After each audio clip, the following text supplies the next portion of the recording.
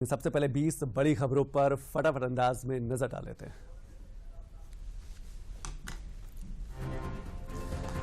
PM Modi ने कांग्रेस को फटकार लगाई है कि उन्होंने ट्वीट करते हुए कहा कि दूसरों को डराना धमकाना कांग्रेस की पुरानी संस्कृति है और 5 दशक पहले कांग्रेस ने ही कही थी प्रतिबद्ध न्याय प्रणाली की बात। दिल्ली सीएम अरविंद केजरीवाल को दिल्ली के राउज एवेन्यू कोर्ट से लगा झटका। कोर्ट ने उनकी ईडी रिमांड 4 दिन के लिए बढ़ा दी। अब 1 अप्रैल को सुबह 11:30 बजे अरविंद केजरीवाल को कोर्ट में पेश किया जाएगा।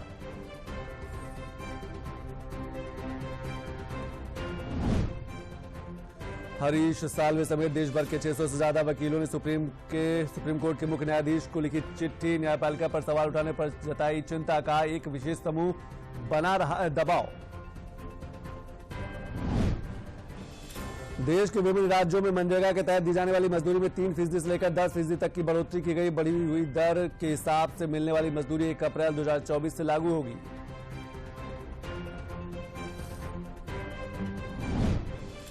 लोकसभा चुनाव के दूसरे चरण में 12 राज्यों की 88 संसदीय सीटों के लिए नामांकन दाखिल करने की प्रक्रिया आज से शुरू हो गई। 4 अप्रैल तक नामांकन दाखिल किए जा सकते हैं।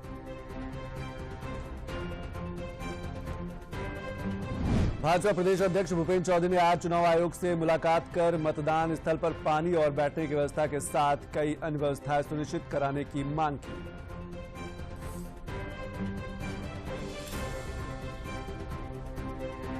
कांग्रेस की 8वीं लिस्ट जारी। ये उत्तर प्रदेश के लिए कांग्रेस की दूसरी लिस्ट है। इस बार 4 प्रत्याशियों के नाम का ऐलान किया। गाजियाबाद से डॉली शर्मा, महाराजगंज से वीरेंद्र चौधरी, सीतापुर से नकुल दुबे को उम्मीदवार बनाया है।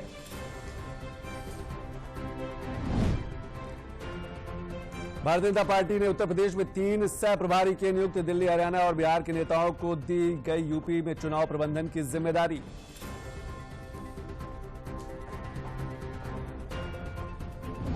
भाजपा के स्टार प्रचारक मुख्यमंत्री योगी आदित्यनाथ आज मुजफ्फरनगर, शामली और सहारनपुर में प्रबुद्ध वर्ग सम्मेलन में हुए शामिल। कहा अब पलायन नहीं होता है, प्रदेश में सुख और समृद्धि आ रही है।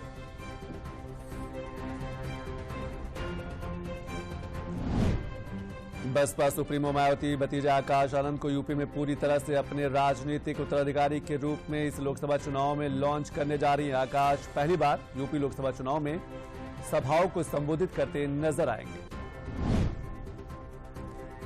माफिया अतीक अहमद के शार्प शूटर बल्ली पंडित को प्रयागराज पुलिस ने किया गिरफ्तार। बल्ली खुलदाबाद के चकिया इलाके में झोले में बम लेकर देखा गया था। कई दिनों से संदिग्धों से कर रहा था मुलाकात। वाराणसी की real estate company Vinayak group का कच्चा चिट्ठा वाराणसी विकास प्राधिकार वीडीए ने ईडी को सौंप दिया है। वीडीए के सौंपे दस्तावेजों में विनायक ग्रुप के प्रोजेक्ट की जानकारी भी दी गई है। इंडो नेपाल इकोनॉमिक कोऑपरेशन के संदर्भ में लखनऊ में एम्बेसी ऑफ नेपाल नई दिल्ली ने कार्यक्रम का किया आयोजन। भारत और नेपाल के बीच किए गए कई एग्रीमेंट से संबंध हुए मजबूत। ज्ञानपुर भदोही के पूर्व विधायक व माफिया विजय मिश्रा के अवैध साम्राज्य के खिलाफ जिलाधिकारी भदोही के आदेश पर बुधवार को भदोही पुलिस ने की बड़ी कार्रवाई। अल्लाहपुर स्थित 35 करोड़ 5 लाख कीमत की अवैध संपत्ति की गई कुर्क।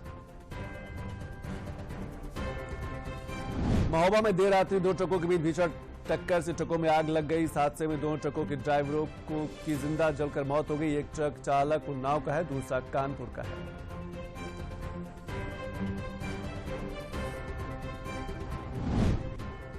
भाजपा नेता स्मृति ईरानी अपने 4 दिवसीय दौरे के पहले दिन अमेठी पहुंची। अमेठी से लोकसभा से टिकट मिलने के बाद स्मृति ईरानी का पहला दौरा है।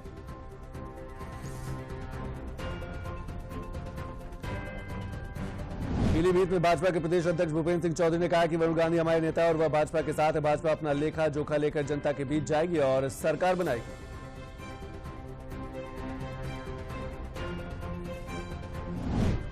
पीलीभीत से टिकट कटने के बाद बीजेपी नेता वरुण गांधी ने लिखा पत्र, अंतिम सांस तक खत्म नहीं होगा पीलीभीत से रिश्ता। पीलीभीत की जनता से उनका रिश्ता प्रेम और विश्वास का है। पीलीभीत टाइगर रिजर्व जंगल से निकलकर खुर्द गांव पहुंचा एक बाघ को वन विभाग की टीम ने ट्रैंकुलाइज करके सफलतापूर्वक पकड़ लिया है।